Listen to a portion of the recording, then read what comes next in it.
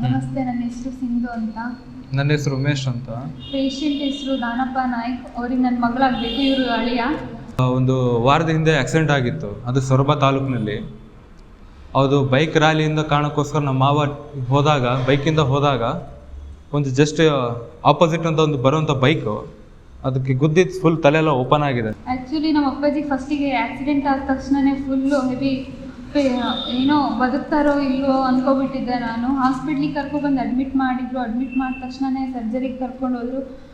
ಬೇರೆ ಹಾಸ್ಪಿಟ್ಲಲ್ಲಿ ಆಗಿದ್ದರೆ ಅದು ಇದು ಅಂತ ಹೇಳಿ ಚೆಕಪ್ಪಿಗಂತ ಫಸ್ಟ್ ಕಳಿಸ್ಬಿಟ್ಟು ಆಮೇಲೆ ಆಪ್ರೇಷನ್ ಮಾಡ್ತಿದ್ರು. ಇಲ್ಲಿ ಪಪ್ಪನ ಕರ್ಕೊಬಂದ ತಕ್ಷಣವೇ ಹೋಗಿ ಅವ್ರ ಕಂಡೀಷನ್ ನೋಡಿಬಿಟ್ಟು ಸರ್ಜರಿ ಮಾಡಿದ್ದಾರೆ. ಸರ್ಜರಿ ತುಂಬ ಚೆನ್ನಾಗಿದೆ. ಚೇತನ್ ಸರ್ ಅಂತ ಸರ್ಜರಿ ಮಾಡಿದವ್ರ ಹೆಸರು, ಡಾಕ್ಟರ್ ಹೆಸರು. ಅವರು ತುಂಬ ಚೆನ್ನಾಗಿ ಆಪ್ರೇಷನ್ ಮಾಡಿದ್ರು. ಇದೇ ಸೋಮವಾರ ಬಂದಿದ್ದು ನಾವು. ಹೋದ ಸೋಮವಾರ ಬಂದಿದ್ವಿ. ಈ ಸೋಮವಾರ ತುಂಬ ಚೆನ್ನಾಗಿದ್ದಾರೆ. ಎದ್ದು ನಡೆಯೋದು, ಮಾತಾಡೋದೆಲ್ಲ ಮಾಡ್ತಾ ಇದ್ದಾರೆ. ಸ್ಟಾಫ್ ನರ್ಸ್ ಆದರೂ ಅಷ್ಟೇ ತುಂಬ ಚೆನ್ನಾಗಿ ನೋಡ್ಕೊಂಡಿದ್ದಾರೆ. ಅದ್ರ ಬಗ್ಗೆ ಮಾತಾಡೋ ಹಾಗೆ ಇಲ್ಲ. ಈ ಫೆಸಿಲಿಟೀಸ್ ಆದರೂ ಅಷ್ಟೇ ತುಂಬ ಚೆನ್ನಾಗಿದೆ.